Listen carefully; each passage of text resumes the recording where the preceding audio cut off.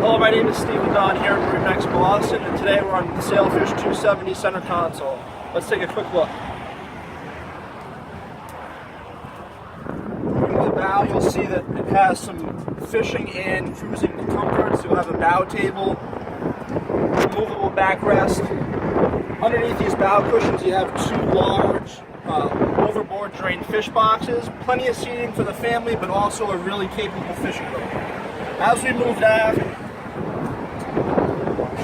you'll notice you have two dedicated captain's chairs, a really large helm for electronics. In designing this boat, they really designed high gunnels for both fishing purposes, but a really safe boat. Moving back, you have a really nice lockable storage system with drawers. You have a rear collapsible seat on the transom with two jump seat options, so when you have the family, you have the kids, plenty of seating across the back. Although a fishing boat, little creature comforts and a ski pylon, lends itself to water sports and a fun day on the water with the family. This boat's equipped with twin 150 Yamahas, but it's also available with Mercury power.